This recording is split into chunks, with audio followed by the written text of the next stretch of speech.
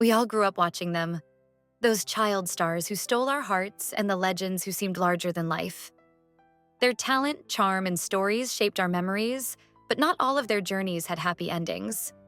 This is the Famous File, and in this video, we'll take a closer look at their lives, what made them famous, the highs and lows of their careers, and the personal struggles they faced behind the scenes. And of course, we'll reflect on the moments that led to their passing. Some of these stories are inspiring, others heartbreaking, but they're all a reminder of the real people behind the fame. Let's dive in. Barbara Taylor Bradford. Barbara Taylor Bradford, known for her iconic storytelling, wasn't just a literary giant, but also someone whose influence shaped the media landscape in ways few could imagine. Born on May 10, 1933, in Armley, Leeds, Barbara Taylor Bradford grew up in a household shaped by the legacy of her father's experiences in World War I and her mother's determination to nurture her artistic ambitions. Her father, Winston Taylor, an engineer who lost a leg during the war, and her mother, Frida, played significant roles in her development. Barbara had an older brother, Vivian, who tragically died from meningitis before she was born.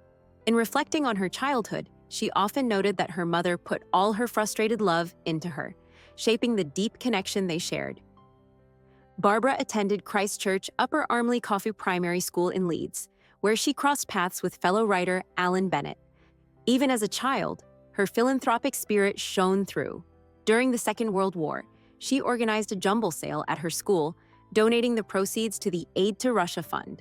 This act earned her a handwritten thank you letter from Clementine Churchill, wife of Prime Minister Winston Churchill, which was a testament to her early sense of responsibility and empathy.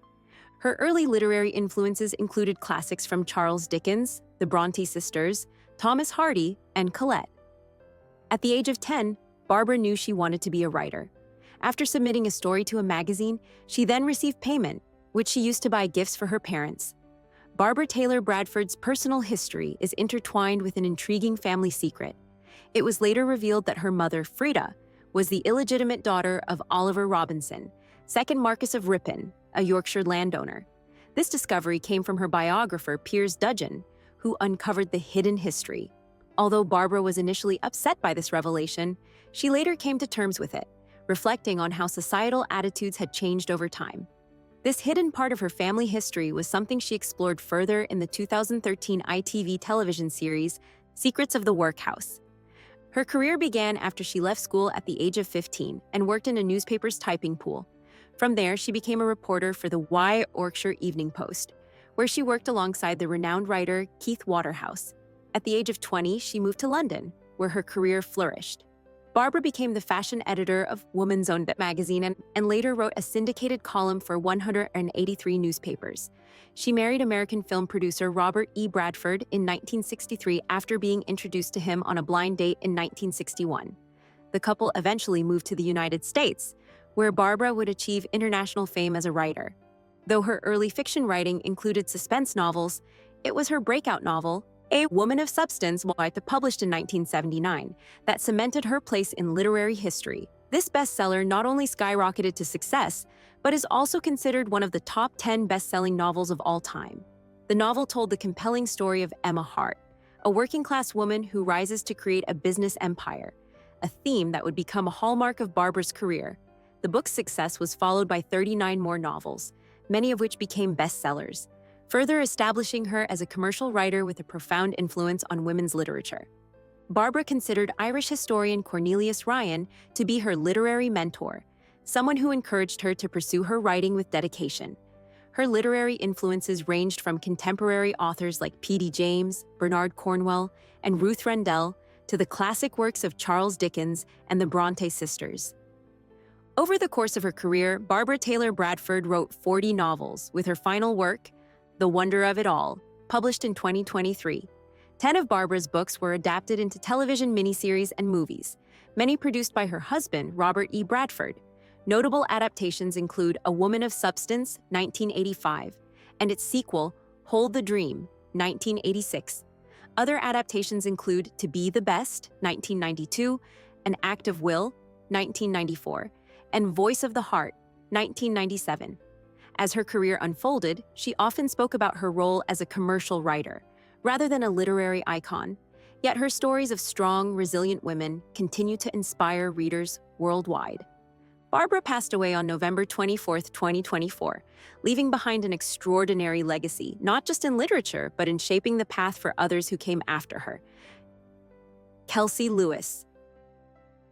Kelsey Lewis, known to many for her role as a young Pink in the iconic Family Portrait music video, tragically passed away on October 27. At just 29 years old, her life was cut short after a skydiving accident in California. But behind her untimely death lies a fascinating journey that began long before her final day. Born in San Diego, Kelsey was a natural performer, a child star who began her career before she could even understand the complexities of fame. By the time she was just a 7-year-old, she was already making waves in the entertainment industry. She appeared in commercials for major brands like Disney, Toys R Us, and Tropicana. Her youthful energy and charm were undeniable. But it was her role in Pink's Family Portrait music video that solidified her place in pop culture. Kelsey's portrayal of a young Pink, caught in a narrative about family trauma, touched the hearts of many.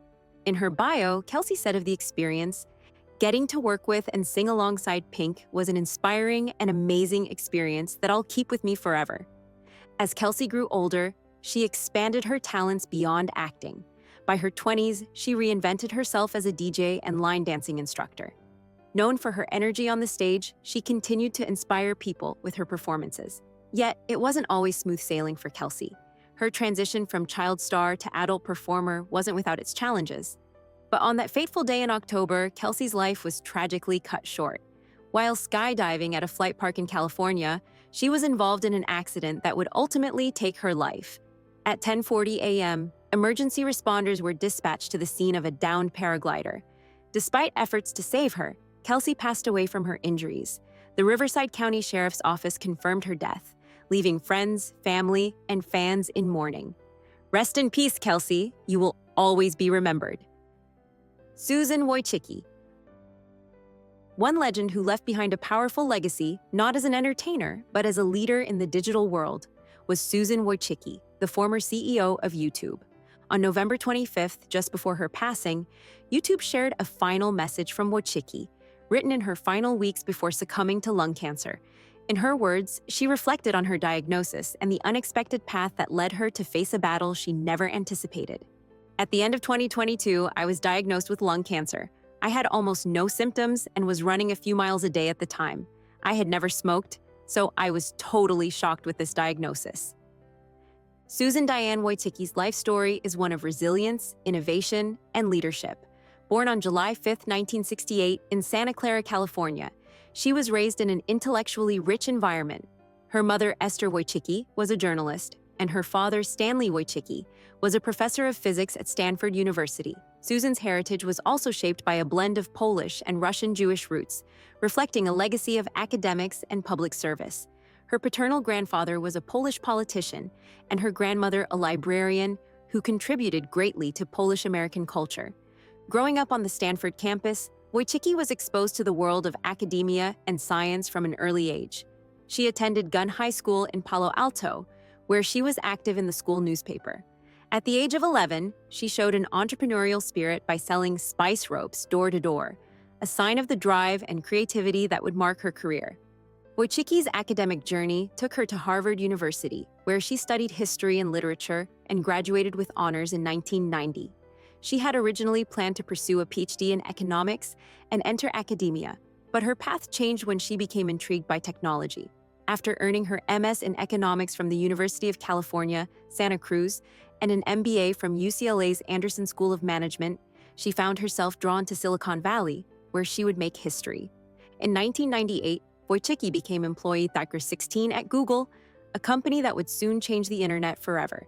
It was in her garage that Google's first office was set up. At that time, the company was still a small startup, and Wojcicki became a key figure in its early growth. Her work on Google's viral marketing programs, logo design, and the development of Google Image Search laid the foundation for Google's dominance in the tech industry. Her contributions to Google's success were immense. In 2003, she became the first product manager of Google's AdSense, which revolutionized digital advertising. She was later promoted to Senior Vice President of Advertising and Commerce, where she oversaw products like AdWords, DoubleClick, and Google Analytics. Under her leadership, Google's advertising empire grew exponentially, shaping the way companies and individuals interacted with online advertising. In 2006, Wojcicki played a pivotal role in Google's acquisition of YouTube, a decision that would prove to be one of the most strategic in tech history. By 2014, she became the CEO of YouTube, leading the platform to new heights.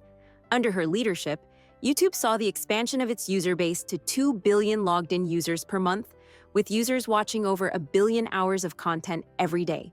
By 2021, YouTube had paid out more than $30 billion to content creators, artists, and media companies.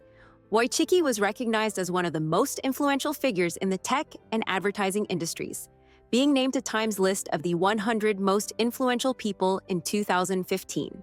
She also served on various boards, including Room to Read, a global nonprofit focused on literacy and gender equality, and the UCLA Anderson School of Management.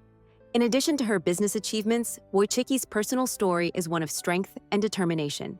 Despite being diagnosed with lung cancer in late 2022, she continued to inspire those around her, writing a final message for YouTube users that was published just weeks before her passing. In her message, Wojcicki reflected on her life and career, emphasizing her resilience and the importance of living fully, even in the face of adversity. Peggy Caserta. Peggy Caserta. Her name may not be as immediately recognizable to some, but her connection to the iconic world of the 1960s and 70s left a lasting imprint. A child of the counterculture era, Caserta became a prominent figure in her own right. Today we remember the life of Peggy Caserta, a figure whose connection to the iconic counterculture movement of the 1960s shaped not only her life, but the history of rock and roll itself. A friend, confidant, and once lover of Janis Joplin, Caserta passed away on November 21, 2024, at the age of 84. Her death marks the end of an era, but her legacy lives on in the memoirs she wrote and the stories she shared about the greats of her time. Caserta was a prominent figure in the Haight-Ashbury scene of the 1960s, where she befriended Joplin and became a fixture in the counterculture. Their bond was built on mutual struggles, music, and shared experiences, particularly around their drug use. In 1973, Caserta published Going Down with Janis, a memoir that details her friendship and eventual romantic relationship with Joplin. The book sparked controversy, especially due to its graphic depictions of their shared heroin use and the events leading up to Joplin's death. Caserta later distanced herself from the book, claiming she was pressured into writing it for money to feed her drug habit. Caserta's book was seen by many as a catalyst in the narrative surrounding Janis Joplin's overdose. It paints a picture of two women, deeply involved in a dangerous lifestyle, but also draws a direct line from their actions to Joplin's tragic death at the age of 27. Decades later, Caserta attempted to set the record straight. In her second memoir, I Ran Into Some Trouble, she expressed regret over her first book. She called to Going Down with Janis as trash and admitted to writing it under the influence of drugs. In the new memoir, Caserta sought to correct the record, reflecting on her years of addiction and her complicated relationship with Joplin. Caserta denied that she introduced Joplin to heroin, but acknowledged that she was deeply involved in Joplin's drug use. She stated that Joplin had been clean leading up to her death, only to be reintroduced to heroin when a drug dealer appeared in her hotel lobby shortly before her fatal overdose. Caserta's role in Joplin's death has remained a point of contention. She believes her openly gay identity may have played a role in the blame directed at her. She pointed out that others, like Joplin's bandmates, were equally involved in the drug use, yet were not scrutinized in the same way. Despite the controversies, Peggy's later years were marked by efforts to overcome addiction and live a quieter life in Oregon. While her connection to Joplin's death remains a focal point of her legacy, Caserta's second memoir offers a more nuanced look at her life, focusing on her struggles and the toll that years of addiction took on her. Julian Ortega. Julian Ortega was a name known to many for his portrayal of the manager of La Cabana restaurant in the hit Spanish series Elite. The drama, which debuted in 2018, quickly became a cultural sensation. Over the course of 8 seasons, Ortega's character added depth to the show, contributing to its success. Julian's big break came with Elite, where he became part of the ensemble cast that made the show a global phenomenon. His role in the first season showcased his versatility and charisma, winning over fans worldwide. As the show progressed, Ortega's portrayal of his character continued to resonate with viewers. Though his role was not one of the leading characters, his performance was unforgettable, adding nuance to the series. Julian Ortega's death came as a shock to many. On August 25th, while visiting Zahora Beach in Barbate, Spain, Ortega tragically went into cardiac arrest. Local reports initially suggested that he had drowned, but authorities later confirmed that it was a cardiac arrest that claimed his life. Despite efforts from paramedics to revive him, Ortega was pronounced dead on the scene. He was 41 years. Thank you for watching. Share your favorite memories or thoughts about these stars in the comments below. Don't forget to like, subscribe, and join us in celebrating the lives of those who shaped our world.